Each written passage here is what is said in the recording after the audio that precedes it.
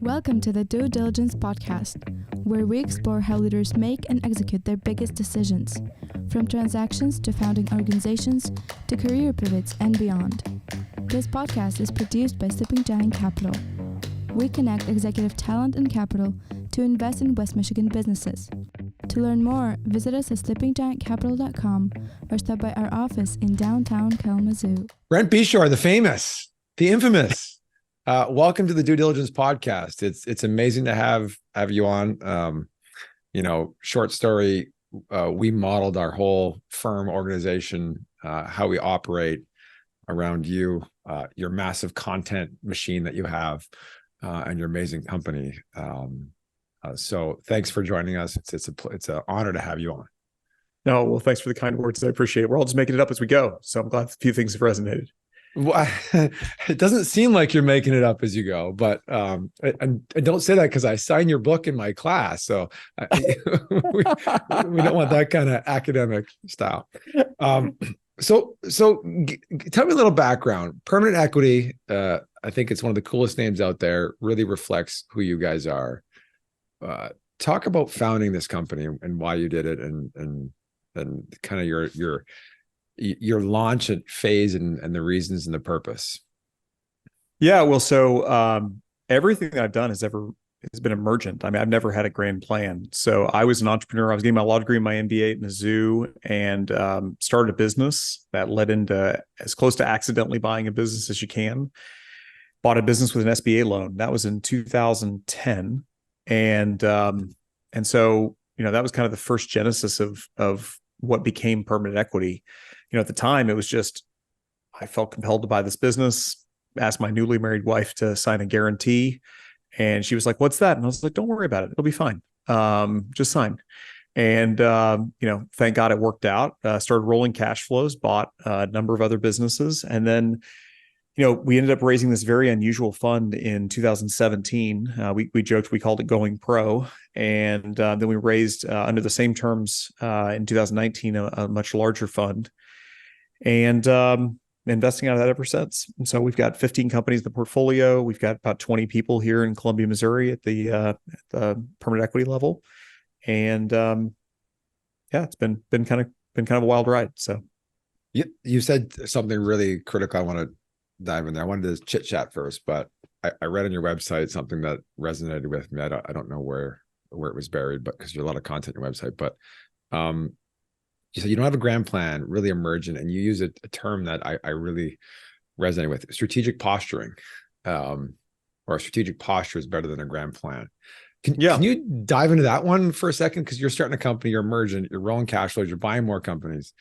Tell about how that guides your kind of decision making at Permanent Equity. Yeah, well, so we think planning is incredibly important. We think it's important to be thoughtful, right? And which is what planning is. We think that any plan, no matter how good you think you've done on the plan, is not going to meet reality. And so once reality kicks in, you're going to have to adjust the plan constantly. And so we think there's a lot of value in planning and not much value in having a plan. And so at every stage of the game that we've played, it's been, okay, what makes sense to do right now? Where are we? What's our strategic position? What can we offer to the marketplace? What do we hold as central values? And what are values that we think are important at the time, but we can, be flexible on? And so, I would say is the core values that the firm's always had is, we don't like debt. We like to treat people really long-term, create win-win relationships. We buy things with no intention of selling them.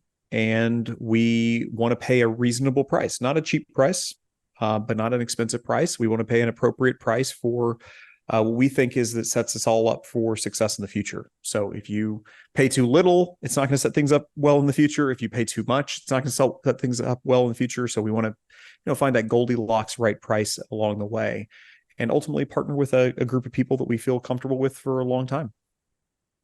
So I want to read that back to you. That's something you said. Value in planning, but not much value in having a plan. Yeah. Did I get that right? Yeah. So correct. One of the questions I had is decision paradigms, but it seems like you guys are really values focused, and you've got, a couple of 5-6 values you just kind of listed off there. I'll ask about the no debt in a second, but Is that your main decision paradigm, or how do you guys do you have a favorite one that you guys try and stick to? No, I mean, when we think about what opportunities we want to get involved in, we say no to almost everything by default, right? So our default assumption is that we don't want to get involved with something, and then we have to be dragged to yes. And so what drags us to yes is first finding an organization that we feel like has a durable value proposition. We think they're in an industry that is, I would call it like change resistant, or that we can be on the forefront of change. Like everything changes all the time. People change, industries change, companies change, but there are certain industries that are going to be changing more rapidly than others, and industries that have a longer viewpoint of what that change will look like than others. Of course, something can emerge and come out of nowhere and knock you sideways. But I remember when we own the nation's largest swimming pool builder, and we bought that in 2016. The joke around our office was, until people stop dipping their bodies in water for pleasure, we'll be fine. Right. So like, it's been going on a few millennia. We think that people have been, swimming for fun, for pleasure for a while. We don't think that that's probably going to be disrupted by, the next AI thing that's going to come out, or, whatever it might be. I mean, there's always substitutions, but people like having people over to their backyards to swim in the pool. It's hot. You like getting in the pool. It's so we're not as worried in that business as something coming along and completely changing it. Now, are we always researching latest concrete mixes or latest finishings, or using AI to create, your backyard where you can visualize what your pool might look like? Of course, but that's not going to change the fundamental product. It may change the selling process. It may change a few of the materials, but at the end of the day, we dig holes in the ground and fill them with water, and people like it, right? We think that's going to go on for a long period of time. So we always, regardless of what we do, we always try to find a sort of a core underlying thesis for why we make an investment. And then, of course, we're trying to find a team that we like. You can't do a good deal with bad people. And look, it's there's a lot of people out there that are just frankly challenging. And so we try our best to find people who align with our values and like to do things the way we like to do them. And then we try to win with them for a very long time. So I gotta say, after 15 years of marriage, I finally lost the pool battle, and we dropped the pool in the backyard. Of course you did. Yeah, it was my wife beat me up for 15 years of the kids finally got to an age where I felt comfortable with them going in the backyard and not having to like stress about them being out there. But you're right. The trend's not going to go away. The services may change around it, but the business model is dig a hole, put some water in, and let people enjoy their backyard. Exactly. Yeah. Fascinating. So, well, before we get too much into your fund and your decision-making, you said you say no to everything.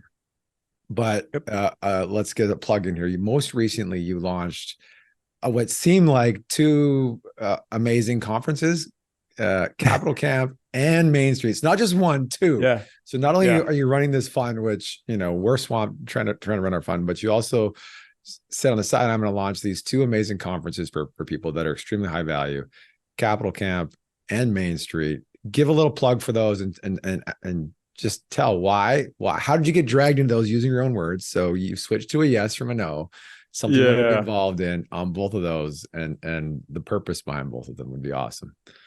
Yeah, well, both of these were just fantasies that I had. So they're both expressions of problems that I wanted to solve for me. And so Capital Camp was, I got invited to a number of investing conferences, and they were all terrible. It was like rubber chicken lunch and bad coffee, and everyone's in blazers and slinging business cards, and no one's having fun. And I was like, gosh, there has got to be a better way to do this, right? I mean, like what if we actually enjoyed what we did for a living, right? What if we could actually develop meaningful relationships? And so called up my buddy Patrick O'Shaughnessy, and I said, hey, I want to do this crazy thing. What if we had people to Columbia, Missouri for 3 days, and through like the best 3-day party, great food, great drinks, everything's top notch, unbelievable hospitality, and brought the smartest people in the world together and said, hey, how can we all do well and learn from each other and develop meaningful relationships? So that's Capital Camp. We're on our 5th year now of that, and it's become its own thing.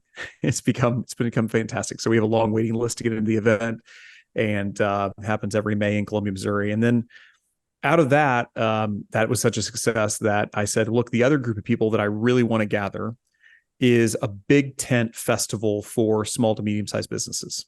So there's a lot of small to medium-sized business events out there. Most of them are local. You'll get a few small companies together, a couple speakers. I mean, which is great.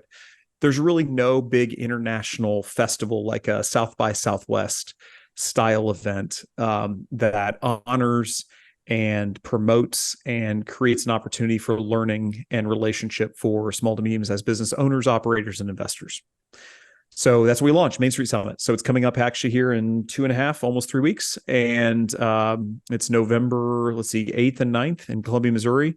We expect about 1,000 people to be here for the first year, and shaking out to be a great time. I mean, we've got the speakers lineup. I anticipated about a 50% yes rate when I asked people to speak, and we got about a 97% yes rate, which was fantastic. So we have an unbelievable murderer's row of speakers. So from across the country, we've got people coming in from, I think, 4 continents at this point into Columbia, Missouri to talk about small business. And we're excited to see what goes from here. So my dream is someday maybe it's as big as South by, it's just a very different style here in Columbia, Missouri. So that is amazing, because I'm trying to get there, and it's not an easy place to get to, Columbia. It's No. not like you're going to New York or Chicago. You've got now 2 conferences in Columbia, Missouri, which, it's flights to St. Louis or Kansas City. And I'm not trying to bash the conference or logistics or anything, but at the same time, it's you've got people dying to come hang out with Brent, his team, and these conferences they put together. Because when you look at the branding, at least, and I haven't been to one yet, I'm planning to do Capital Camp, a Main Street Summit here in a couple of weeks.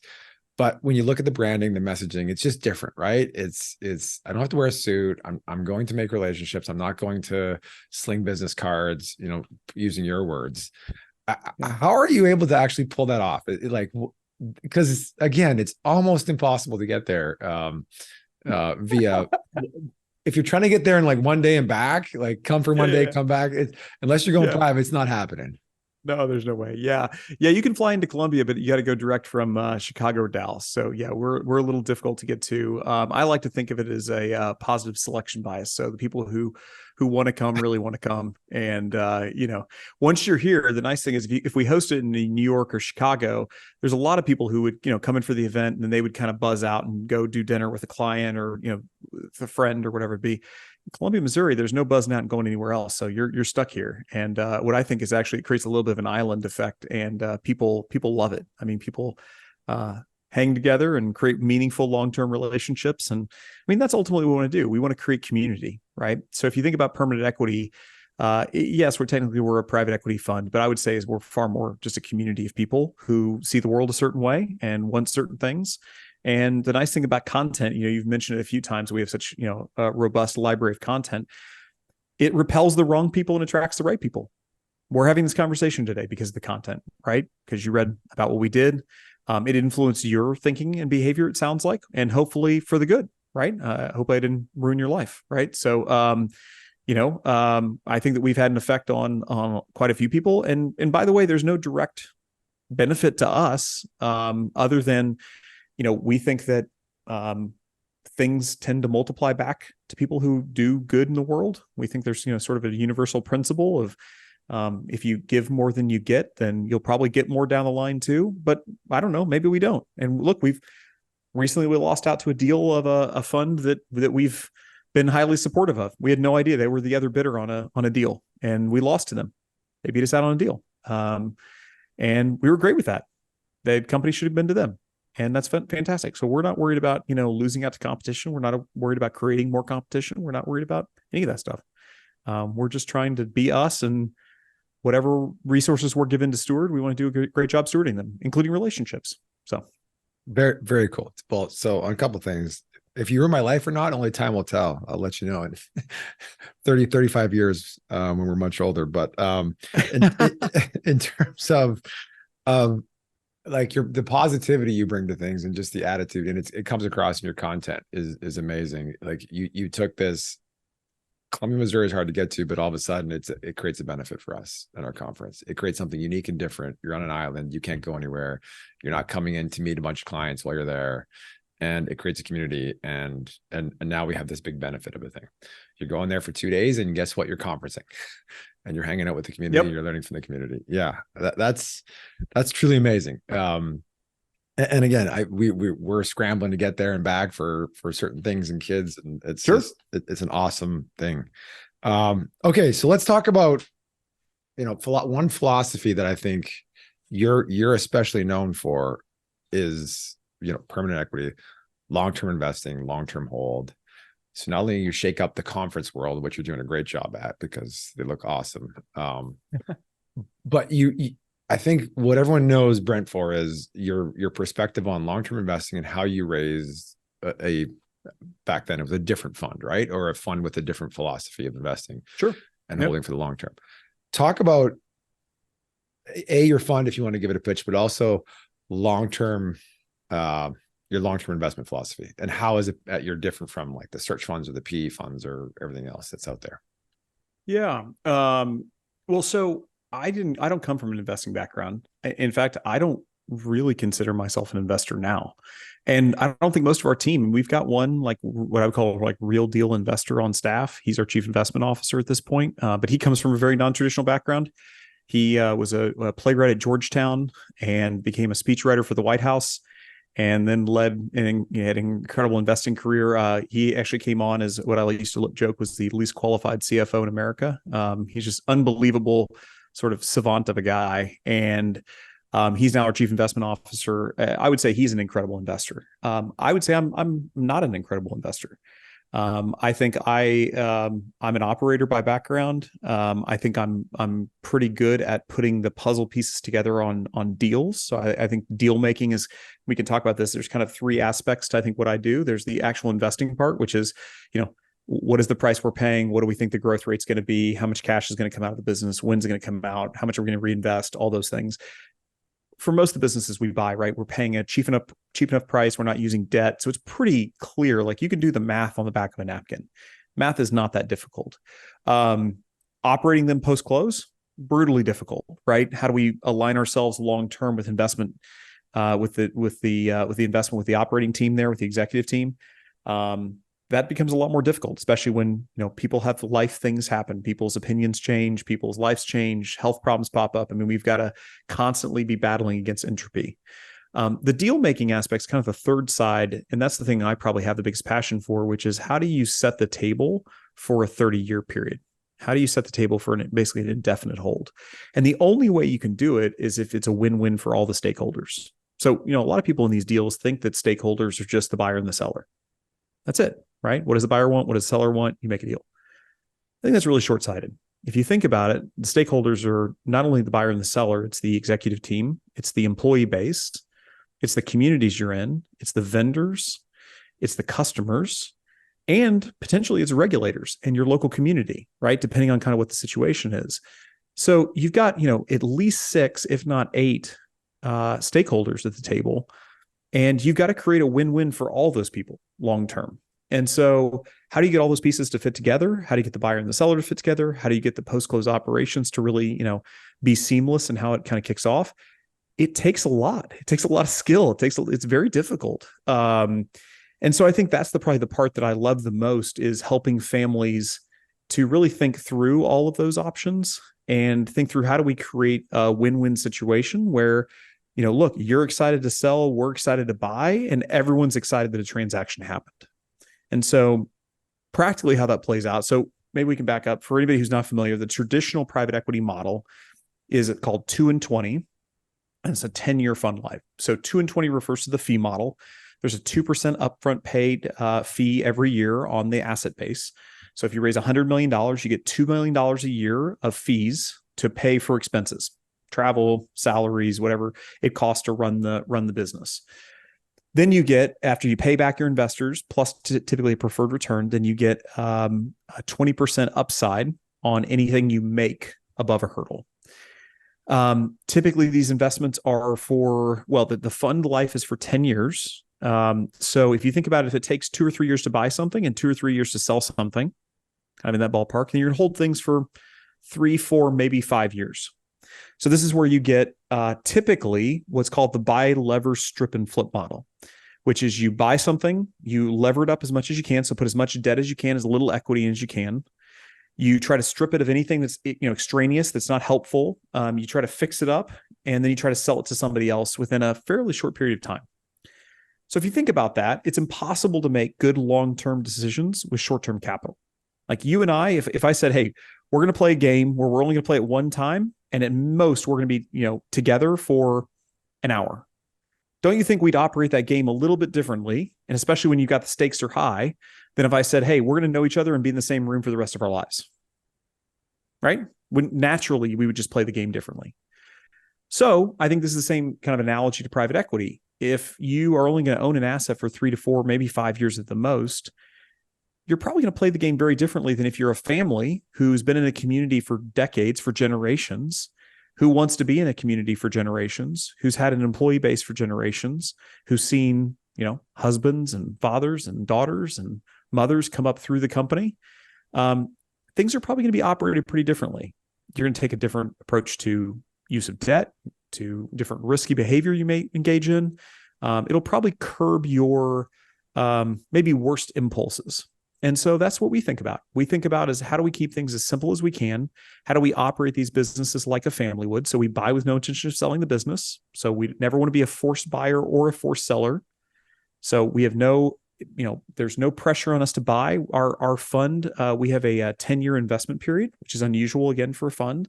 So we have 10 years to invest the capital, not typically 3 to 5 years like a fund does. So we don't have to get the capital out the door. 2020, we didn't find anything good to do. We didn't do anything in 2020.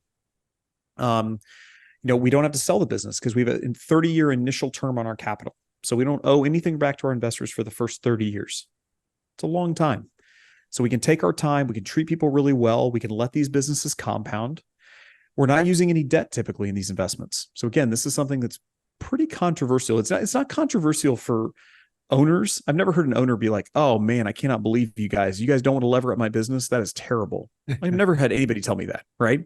Now, I have had plenty of investment bankers or other investors say, you guys are morons. Like, I can't believe that you guys wouldn't use debt. Everyone knows. I mean, look, these businesses do well, but you can make them do even better if you use debt. There's an argument to be made there. And I feel pretty comfortable with our model being superior long-term. So we don't use debt, just like a family doesn't. And so what it allows us to do is that we have a high level of discretionary free cash flow coming out of these companies. We're happy to reinvest in the companies if there's great things to do with the money, right? If there's high probability, high return projects. And if there's not something to do with the money, then we're happy to do what a family does and dividend it out. So either way, we're winning. We want the companies to be healthy, we want them to grow, we want to treat people well, and all win long term. Yeah. So you've been on, sounds like, two ends of the spectrum with debt, because you said your first company was SBA, which can kind of let you leverage things higher than we like to. And sure. It sounds like you convinced your wife to sign the personal guarantee. And then the other end, no debt now, which is amazing to me, right? We have a similar long-term structure, but we always use a reasonable amount of debt. We don't leverage by any stretch of imagination if you're talking about over leveraging. But sure. So a couple of questions around that. It seems like you would have in your model, you would have capital allocation decisions at every board meeting or every turn, sure. Every quarter or every year. It's a massive capital allocation decision, right? What are we doing with the capital that's from free cash flow that's coming in immediately? Is that accurate? Yeah, I would say we're having them typically once a year. We're having kind of general plan. So we kind of build the box that the company's going to operate in. So, if the box says, hey, we're going to, make approximately $10 million, approximately we think this is going to be about what we have to spend in capital expenditures to, maintain growth rate. This is kind of, ballpark what we need to do. And then of course, as things come up throughout the year, hey, there's a new opportunity. We can do this tack on acquisition. We can buy this new piece of equipment. There's this new division we can launch based on something that happened, or there's one of our suppliers wants to get bought out, whatever the thing might be. Of course, then we adjust as we go and we say, okay, look, like, for that individual decision, like, we feel comfortable. We're willing to take the earnings of the company down $2 million to go and do this thing over here because we believe that the return and probability of that return is pretty high. And That's always got to be put against what it seems like in your long-term model, the dividends distributions, right? Because it would seem if you've got a 30-year fund before you have to return money, then I'm assuming investors are curious about distribution strategy. Yeah, I mean, we look, the nice thing is because of our fee model, because we only take fees on what we distribute, we are perfectly aligned with our investors, which is if there's nothing good to do with the capital, the worst possible thing we could do is hold on to it. And if there are good things to do with the cash, the worst possible thing we could do is distribute it out. So for us, it makes capital allocation super straightforward, right? If there are high probability, high return opportunities, that's absolutely, especially if they're pre-tax, absolutely where we want the capital to go. Of course. If there's not, then the worst possible thing we can do, we call it the bladder problem, right? The more money you have, the more likely you are to piss it away. Like we don't want just capital sitting on the balance sheet for some CEO to say, oh, I'd like to build my kingdom, right? Like, no, we don't want them to be incentivized to do that. We don't want to like have cash just hanging out there. That's not their money. It's the shareholders' money. And so we want to be very disciplined and clear on where our opportunity cost is. And so most of the businesses, we say if there's not a very high probability that you can get at least a 20% pre-tax return, don't even think about doing the project. Don't even think about it. We want it to be higher than that even. So it gives a very clear opportunity cost about what we do with capital in the portfolio. Yeah, very good. So it's two questions around that then.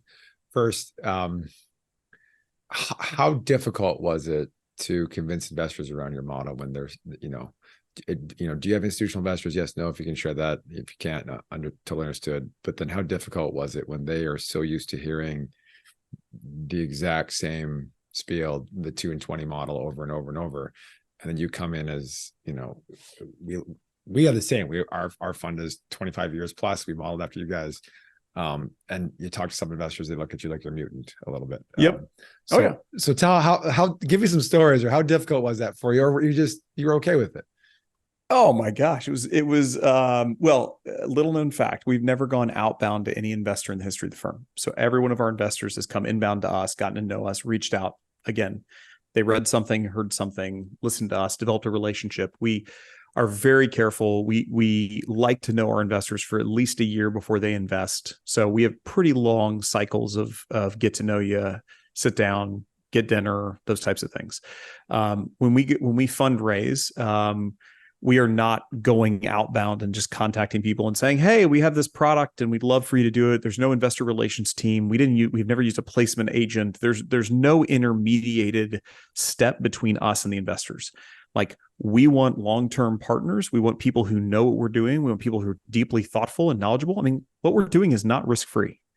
And anybody who thinks that they're going to buy small, loosely functioning disasters that sometimes happen to make money, and you bundle them together and you think that's going to create a risk-free dividend stream, it's not. It's brutally difficult.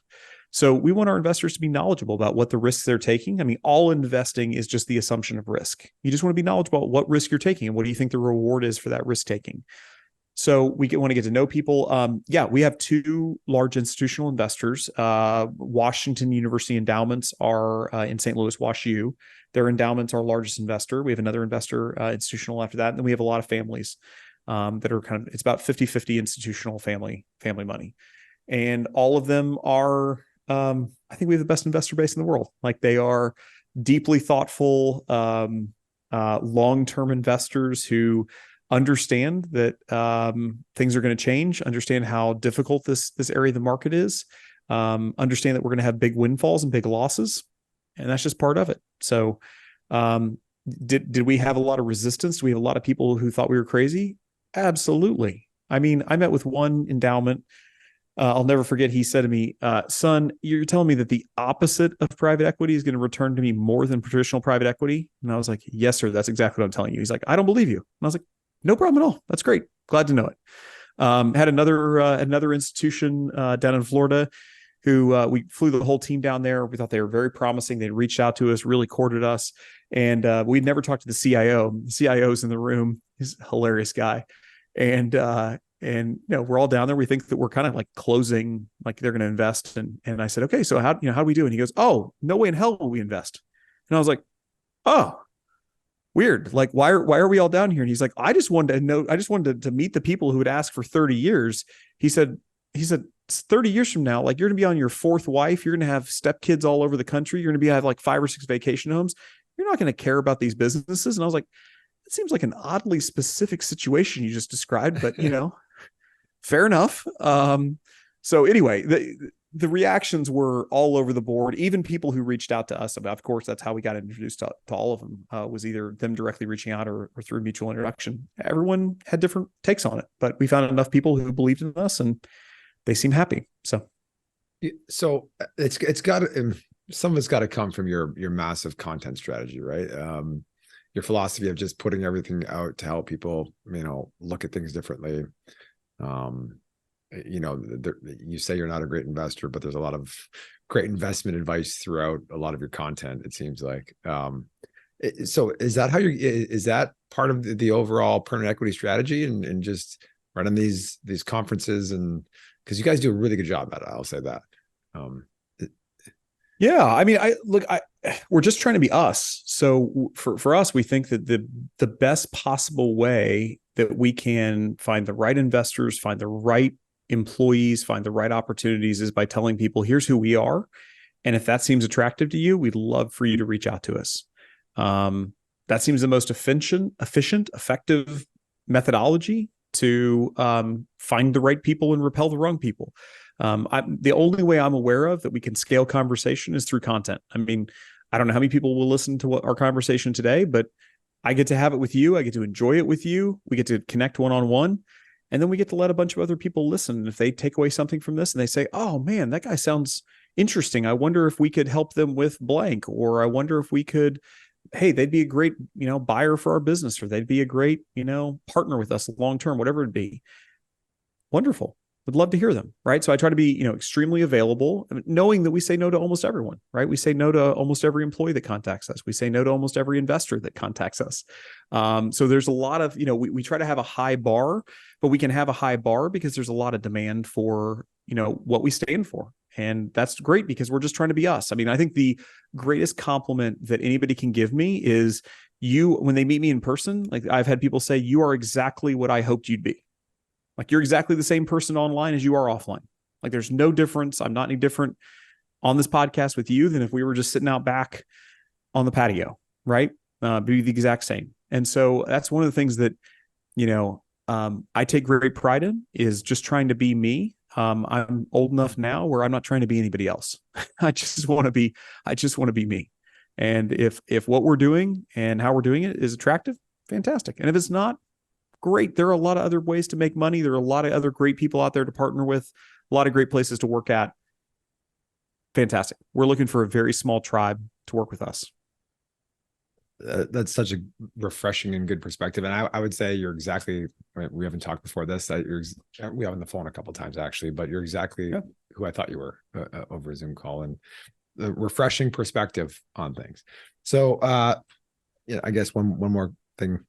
Your team is 20 now. Yep. And you said earlier what you call the most underrated CFO. CFO, the least qualified CFO, right? In America, in America. How do you go about building the permanent equity team? Is it the same philosophy? I'm putting out content. Yeah, it's identical. It attracts people. It repels people. It's identical. I mean, it's friends introducing friends. I mean, so Tim Hansen, who's our chief investment officer, he was the former least qualified CFO in America. He loves me using that terminology, by the way. He got introduced through a mutual friend, and somebody who you may know named Morgan Housel. Morgan and I got to be friends through the internet. Morgan's a great writer, and Morgan said, "Hey, I've got this guy Tim. He used to be my boss at the Motley Fool. You should meet him." This is probably, I don't know, 7 years ago, maybe even longer than that, 8 years ago.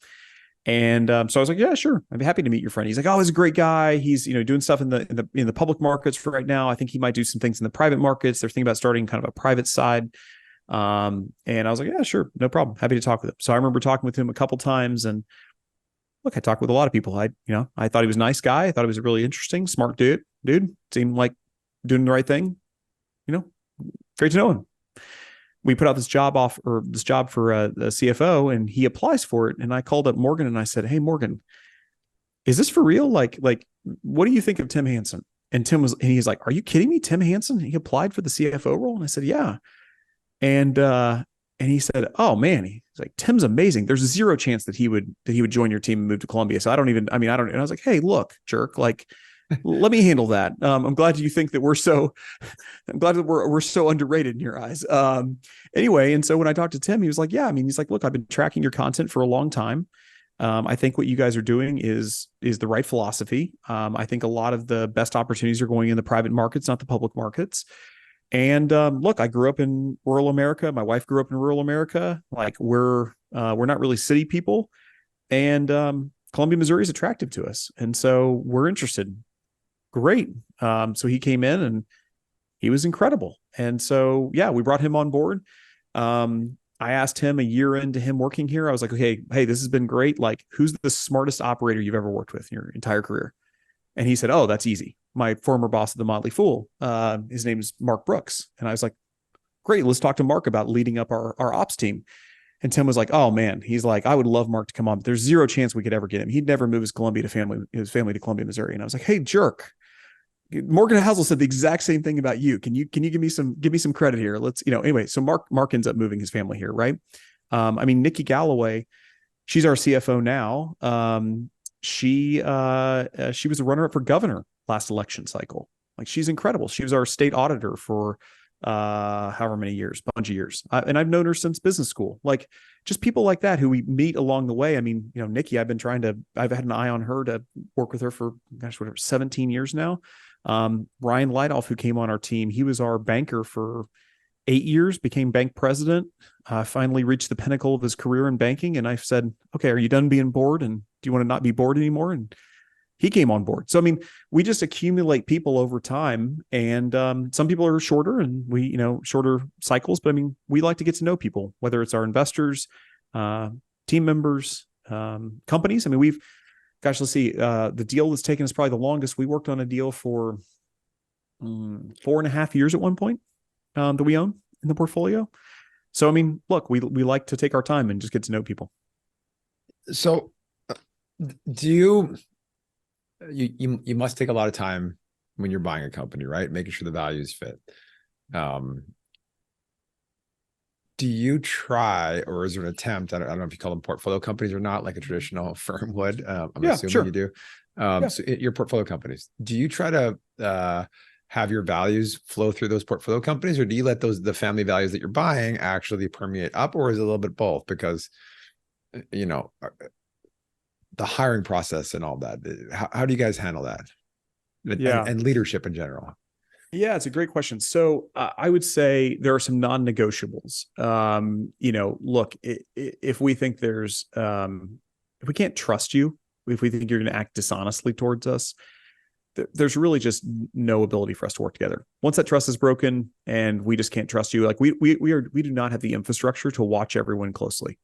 Look, we do audits, we do spot audits, we do all kinds of things, but like, we don't want to make it easy for people to steal from us or to cheat us, but we also we don't have the ability to watch everyone. So, really beyond that, we've got organizations in our portfolio that are more egalitarian. We've got some that are more top down. We've got some that are, all different kinds of styles, leadership structures, cultures.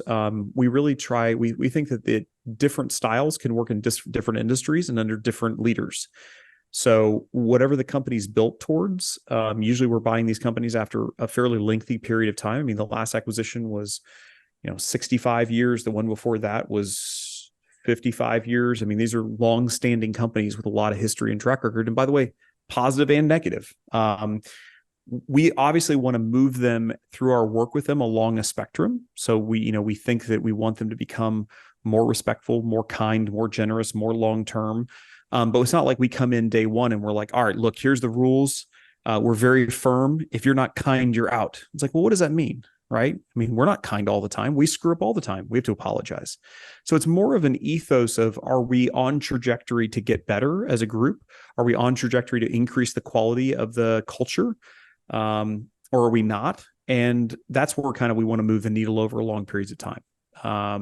And then in terms of recruiting, and that's one of our huge advantages we have, right? We can recruit talent that frankly, these individual businesses couldn't recruit on their own because they want to work within our system. And so, we've got this thing called the Orbit, which we launched, I don't know, 5 or 6 years ago.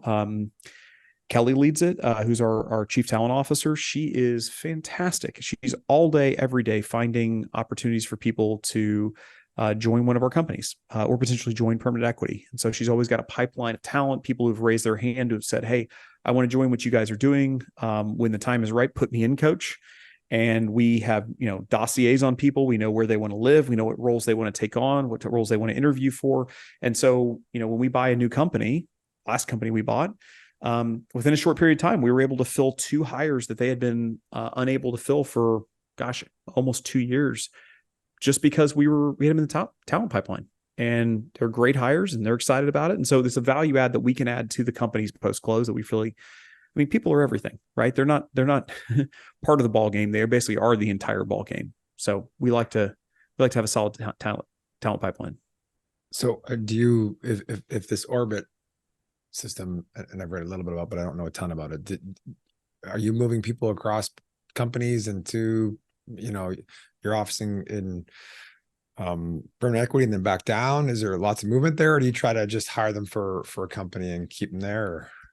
Yeah, it really depends on what the person wants. Some people are like, hey, look, like I wanted to go do a tour of duty in this company and I would love to be moved around, and wonderful. We'll look for opportunities to do that. There are other people who are like, look, I got 3 kids and I live in Texas and I want to be in Texas and my whole family's been from Texas. And if you have something that fits, as a financial role in Texas, I'd love to talk to you. And then we'll say, great, we don't have anything right now, but as soon as we have something, and so we'll put them under, as we filter them, we'll put them under, financial roles, seniority levels, comp scales, geography, we'll put Texas, or maybe it's just Austin, or maybe it's just Dallas, or whatever it might be. So we really just try to say, hey, you can set whatever parameters you want to when you join the Orbit. The more parameters you put on it, the more unlikely it is that we'll find something in the short term. Probably eventually we'll find something. But if you say, hey, look, like I'm a former, whatever, and I've got this, qualifications, and I think I do great in this role, and I'm willing to go anywhere in the United States, and I'm open to sort of any type of industry, good chance we're going to have something pretty quick for you to do if we match up. So it just kind of depends on what the person wants, what their constraints are. Very cool. I don't want to put you on the spot. If you don't know the answer, fine. Sure. How many employees are in the Permanent Equity family now, do you think? I think we've got a little over 1,000 right now. 1,000 employees in the Permanent Equity family. That's impressive, because you're talking about your team being 20-ish where you are, and then 1,000, like that's incredible. With a long-term fund, hopefully starting to activate some of the values you have at Permanent Equity, or holding their true values that have made them, kind of enduringly profitable companies. That's incredible. Just, does that keep you up at night at all? Do you worry about having 1,000 employees? Of course. Yeah, man. I think this is, if I was going to say like the one area that's really been a struggle for me over the last probably five years in particular is, we have enough people now where there's always somebody getting divorced. There's always somebody who's getting cancer. There's always some tragedy. There's always something that's going on that is just, the world's broken. The world isn't how it should be. And so for me, I get so emotionally involved with the people, and I want to be for them. That's been a struggle. It's like, if I could have a full-time job as all I did was talk to people who are going through crisis, and I just don't have the bandwidth to do it. And so we try to create systems and create, leadership structures, underneath us who care deeply about people and can provide and try to be helpful. And we just got to really trust that those are working, and we hear that they are. And, we occasionally get involved when we really need to, but for the most part, I just can't anymore. And I want to. So that's been difficult. Yeah, that's the difficult side of it's incredible having 1,000 employees, but your perspective there is when you're at that number, there's something always going on. Correct. That's a hard one. And so you said that a couple times in the podcast, how difficult it really is putting deals together for win-win solution, how hard this is. And then to do it with the long-term conversation, which it seems the owners are mostly like, right? But the investors and all that. Talk about, what is most surprising that someone that's not in kind of your role or chair would not understand about kind of what you do and how you do it. Well, I would say people congratulate us on doing deals. There's kind of a congratulations. It's kind of like in the early stage environment where people congratulate each other on capital raises. And it is in some ways a win when you get to the closing, of a deal.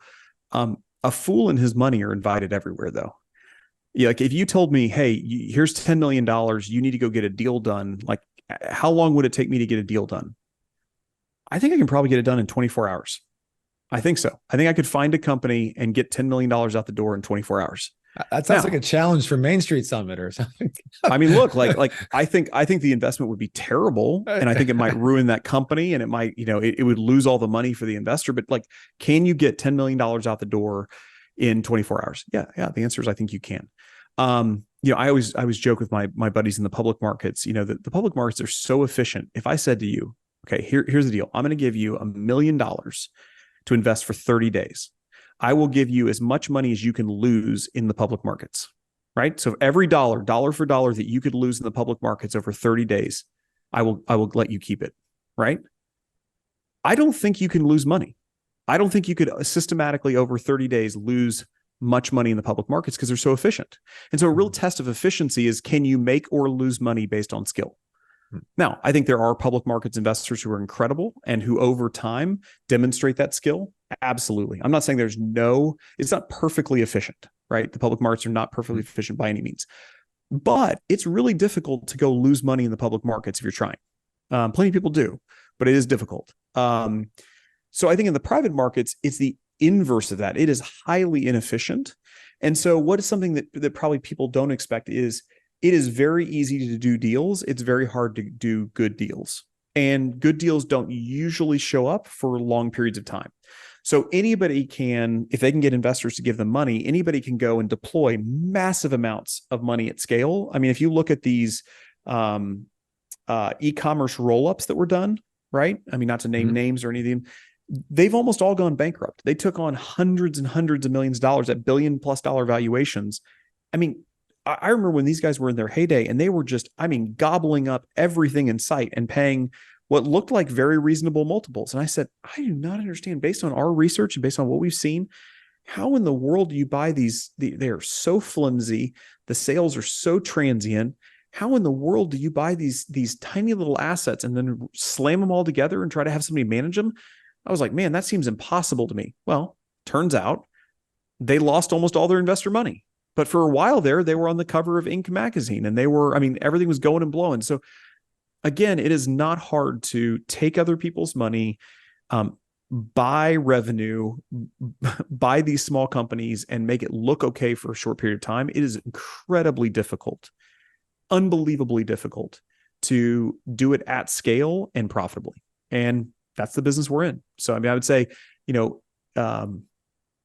it's 10 times harder to buy 3 or 4 businesses than it is one business. And I would argue it's 3 or 4 times harder to buy 15 businesses than 3 or 4.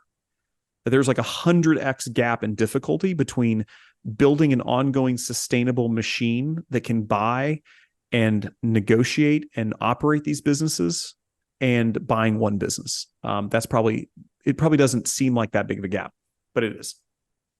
Yeah. Very well said. This conversation is amazing. I'm learning so much, and it's incredible. So as you're thinking about that sustainable machine, and just a couple more questions. Yeah. As you go through that, and how difficult it is, I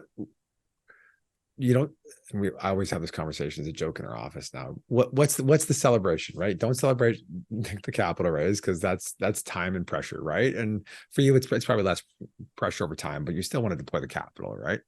I'm assuming. Sure. Closing a deal, easy to get in, hard to get out. I always use Bezos as the 2 decision types. Once you cross that door's closing, you're not coming back. once you buy Yep. a company, right? It's closes and there's no going back. It's not something you can experiment with and come back. Yep. And so what does permanent equity celebrate? When's the first? Is it first distribution? Is it when dividends are good? Is it, you know, growth and employees and community? Is it the company is running within the system very well with a good strategic, you know, posture and planning looks good? What's the celebration there? Because there's not exit, right? The celebration is not exit. Yeah. So Yeah. what's the celebratory point? Yeah, we typically just celebrate time together. So we will we try to mark occasions around the office. We quite frequently try to celebrate people's trips that they take. We celebrate birthdays and anniversaries and childbirths and kids going off to college. And I mean, we try to celebrate the sort of the life events around here. You know, we are transparent with our team about what our returns look like. Everyone kind of knows everything. We're very open book about how everything's doing. And so, you know, look, like when we distribute out a bunch of money to our investors and they're thrilled with us, we try to share the notes of appreciation with the team. But I mean, we probably don't do as good of a job on this front, to be completely honest. This is probably an area we could do better. I think all of us are, for the most part, future focused, and we could do a lot better job of being in the present and not taking for granted what we have.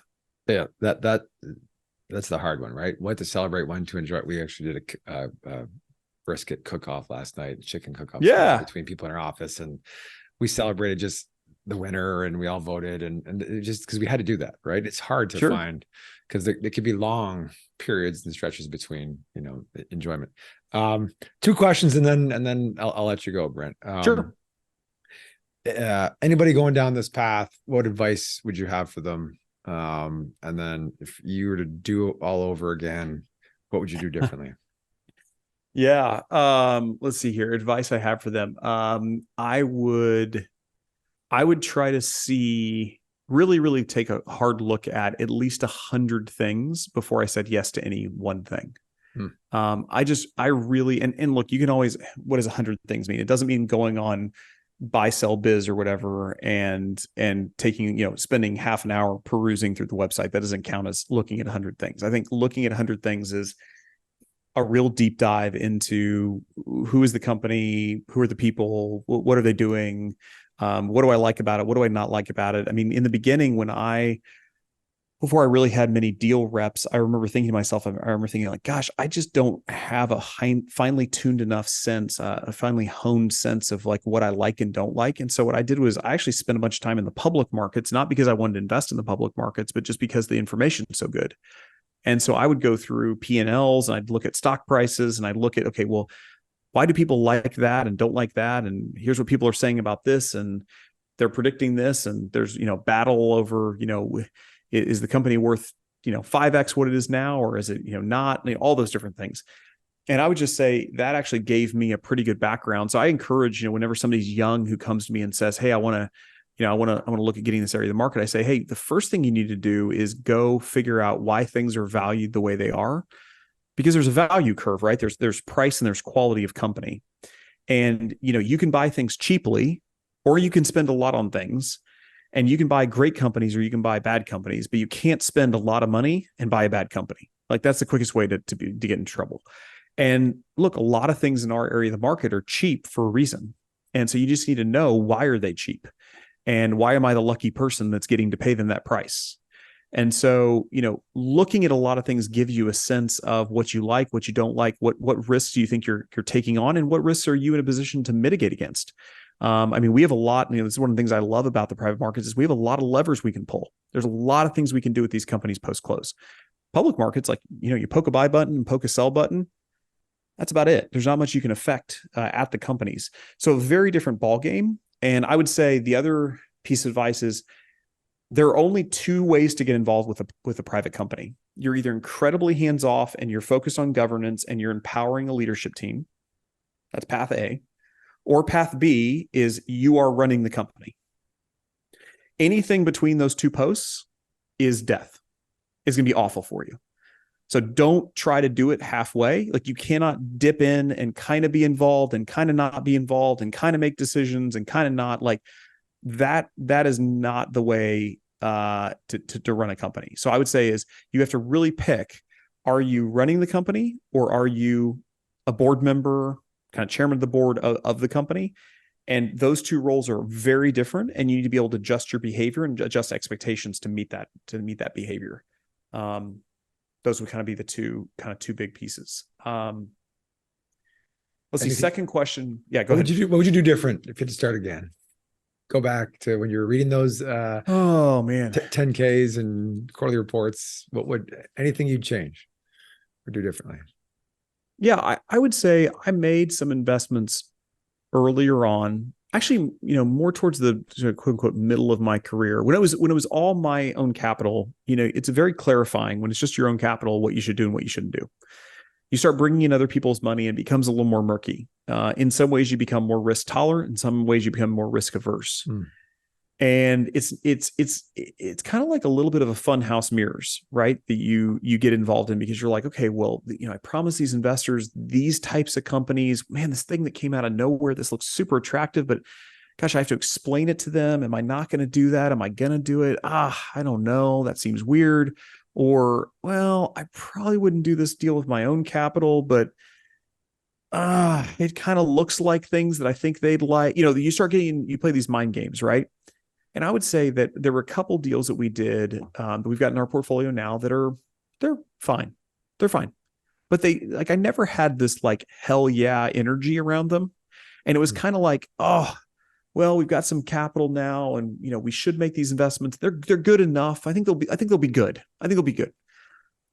And I just think that's like, again, that's kind of the middle squishy area, right? Like if it's either a hell no or hell yes. And really getting back, I think that over the last 3 or 4 years, we've really gotten back into a position we absolutely need to be compelled to do a deal, and we're totally fine not doing a deal. And so I would say is, if I could go back and do it all over again, I probably would have said no to a few more things that were fine, but not great. And I knew they weren't great when I made the investment, but the price was kind of compelling enough to where I was willing to put up with them not being a great asset. And so my encouragement to anybody who's listening to this is like, find where you want to be on the value curve. Where that intersection between price and quality intersects, and like stick there. Like really, really try to hold your, don't fall in love with deals, and just know also you're gonna have to take risk. So no deal's gonna be perfect. Well, what a way to end. And I almost got the tagline for this. Can you spend $10 million in 24 hours? There you go. Sure. Can you? Yeah, I'm pretty sure I can. Pretty sure you can. Thanks so much. Hoping I'll see you in a couple of weeks. Still trying to make travel plans with a group of CEOs I hope to bring down to that awesome conference. But thank you so much for doing this, Brent. This was a highlight of my week. Finally getting a chance to spend an hour with you and just learning from you has been nothing short of amazing. So thank you so much for joining us, and really appreciate it. I really appreciate you, and I hope to see you here in a few weeks. I promise that the travel will be worth it. Think about it like a hazing ritual, that you finally get here and it's all worth it. Yeah, I'm hoping for that. Yeah, I'm hoping to get there and make it all worth it for everyone. But I'm sure it will be. The speaker lineup looks amazing, and I encourage everyone to go. Sounds great. All right, man. Hey, I'll talk to you soon. Thanks.